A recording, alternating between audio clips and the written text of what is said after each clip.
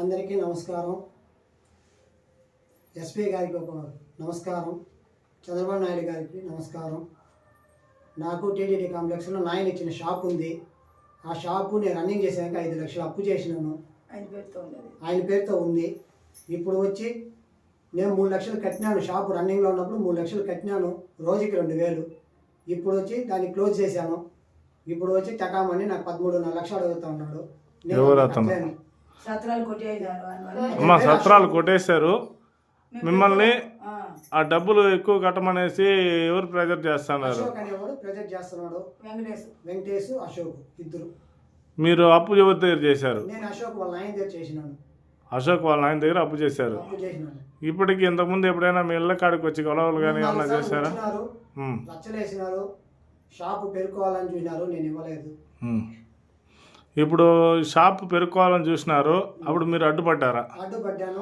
మిమ్మల్ని ఏమన్నా చేస్తారా? అప్పుడు కొట్టడం వచ్చినాడు, అన్ని చేసినాడు, అయినా ఓర్చినాను. ఇప్పుడు నా షాప్ రన్నింగ్ లేదు. 5 లక్షలు అయితే కట్టగలుగుతాను. నేను అసలే కట్టగలుగుతా. 13.5 లక్షలు కట్టలేను. అది చంద్రబాబు నాయుడు గారు ఇచ్చిన అంగడి. అది ఆయన ఇచ్చిన దాంట్లోనే ఇప్పుడు నా బతుకు తెరువు. 5 మంది పిల్లకాయలు. వాళ్ళు తీసుకున్న అప్పు నాకు తెలీదు, ఈ మధ్యలోనే తెలిసింది. అయినా నేను కట్టాను, నాకు 2 సంవత్సరాల టైం ఇవ్వండి, అంతంత డబ్బు నేను కట్టలేను. నా ముగ్గురు కాళ్ళు చేసి రావు, నాకు బాగలేదు, నేను అంత డబ్బు కట్టలేను. అమ్మా మీరు మీ దగ్గరికి వచ్చారమ్మా? వాళ్ళు వచ్చినారు, మా ఇంటికి వచ్చినారు, రచ్చ చేసినారు. మేము అంత డబ్బు కట్టలేము, కొంచెం టైం ఇవ్వండి, మేము కట్టాము అనేసి అన్నాము. దానికి ఏమన్నారమ్మా? వాళ్ళకి నాకు బడ్డీతో సగా నాకు కట్టాలా, ఇంత డబ్బు అయింది అని చెప్తున్నారు. అంత డబ్బు నేను ఎందుకయ్యా ఇచ్చినాను అడిగిన. నేను అంత డబ్బు నేను ఎందుకయ్యా ఇచ్చినాను మాకు తెలియకుండా అడిగినాము. షాపు నాది అన్నాడు, అందువల్ల నేను డబ్బు నమ్మి ఇచ్చినాను. మేము ఉన్నాను కదయ్యా, మేము ఉండాను, మా ఆయన ఉన్నాడు, ఇంకో బిడ్డ ఉన్నది. ఆ షాప్ మీ ఆయన పేరుతో ఉందమ్మా? మా ఇంటి ఆయన పేరుతోనే ఉంది అయ్యా. మీ ఇంటి ఆయన పేరుతో ఉంటే మీ కొడుకు అప్పు చేశాడు? మా కొడుకు మాకు తెలియకుండా అప్పు చేసినాడు స్వామి. ఇప్పుడు మీకు సమస్య ఏంటి? మాకు సమస్య వచ్చి ఇప్పుడు ఈ మధ్యలో మాకు తెలిసింది. మా ఇంటికి వచ్చి రచ్చ చేసినారు, మీ కొడుకు ఇంత అప్పు చేసినారు, కడతాము కొడతాము అని చెప్పినారు.